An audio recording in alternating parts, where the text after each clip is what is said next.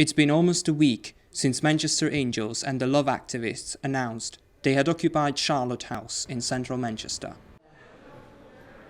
Since Saturday, the building has been open to the needy and the curious, but the squatters are still cautious with new visitors.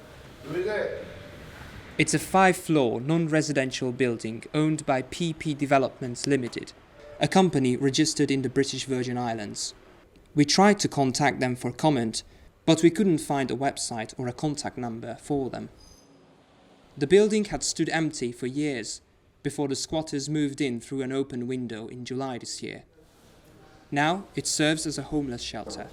About 40 to 50 people sleep and stay here, but the activists are expecting more to come over the winter.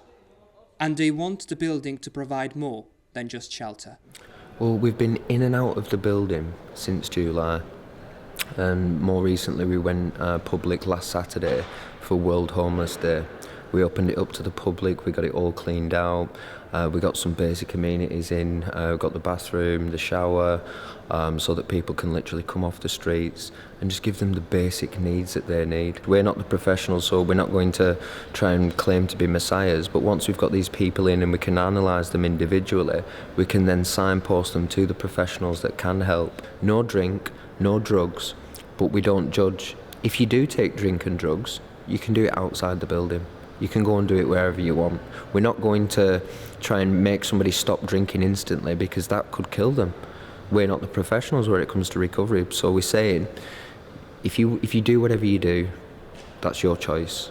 But this building is here to help you, and if you want to take the help, we're here. I used to be at 7 grams a day on spice, the substance called spice, yeah.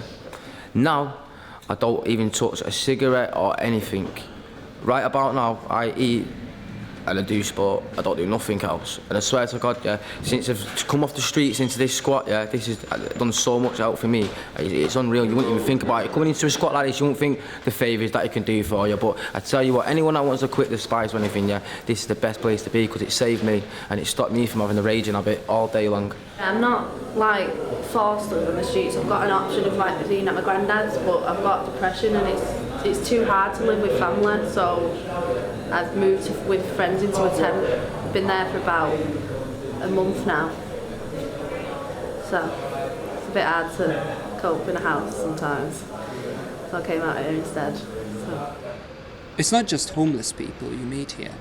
These clothes and most of the food came as donations. And there is more on the way. My name's Claire.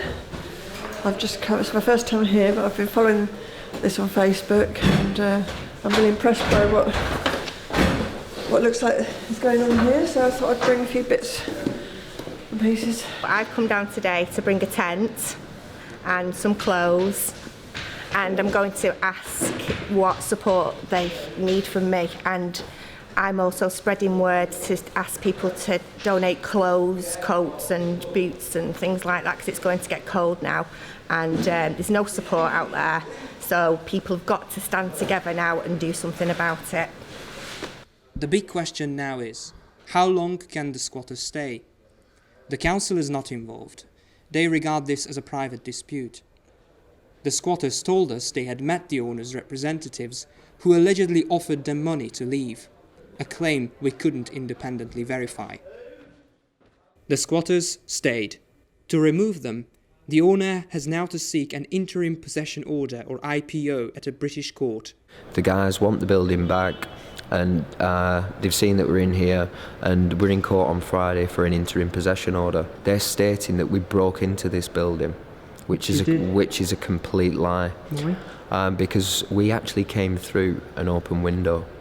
And because they've made fraudulent comments, the interim possession order will more than likely be dismissed. So we will therefore have this throughout the winter period, which will therefore save more lives.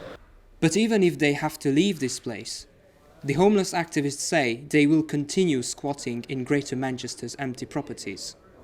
They don't even need to look far. The conurbation now has over 8,500 empty buildings. Adam Farkas, that's Manchester.